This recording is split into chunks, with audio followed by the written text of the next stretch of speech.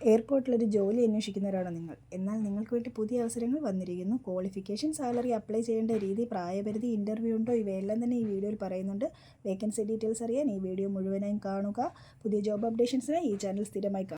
എയർപോർട്ടിൽ പുതിയ നിയമന നോട്ടിഫിക്കേഷൻ വന്നിട്ടുണ്ട്. ഇപ്പോഴുള്ള ഒഴിവുകൾ കാണാം. അസിസ്റ്റൻറ്റ് സെക്യൂരിറ്റി, സെക്യൂരിറ്റി സ്ക്രീനർ എന്നിവയാണ് ഇപ്പോഴുള്ള ഒഴിവുകൾ. രാജ്യത്തെ വിവിധ എയർപോർട്ടുകളിൽ ഒഴിവുകൾ വന്നിട്ടുണ്ട്. അസിസ്റ്റൻറ്റ് സെക്യൂരിറ്റി പോസ്റ്റിലേക്ക് അപേക്ഷിക്കാനുള്ള യോഗ്യത നോക്കാം. +2 പാസ്സായിരിക്കണം. ഈ മേഖലയിൽ ഡിഗ്രി വേണമെന്നില്ല. കാർഗോ മേഖലയിലെ സുരക്ഷ, പ്രവേശന നിയന്ത്രണം, സുരക്ഷാ പരിശോധന പോലുള്ള ഡ്യൂട്ടികളായിരിക്കും ഈ ജോലിയിൽ ഉണ്ടായിരിക്കുക. ഇനി സെക്യൂരിറ്റി സ്ക്രീനർ പോസ്റ്റിലേക്ക് നോക്കാം.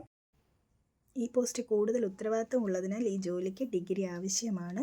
എക്സ്റേ സ്ക്രീനിങ്, കാർഗോ പരിശോധന, security monitoring, suspicious item checking എന്നിവയാണ് ഇതിൽ വരുന്ന ജോലി.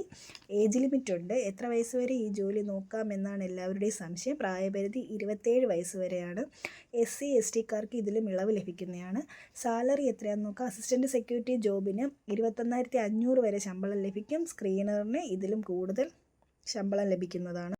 രാജ്യത്തെ വിവിധ എയർപോർട്ടുകളിലായിരിക്കും ജോലി ലഭിക്കുക. എയർപോർട്ട് ജോലിയിൽ വലിയ താല്പര്യം മലയാളികൾ ഉള്ളതിനാൽ ഈ റിക്രൂട്ട്മെൻറ്റിന് വലിയ മത്സരമുണ്ടാകാനിടയുണ്ട്. ആപ്ലിക്കേഷൻ ഓൺലൈൻ വഴിയാണ് കൊടുക്കേണ്ടത്.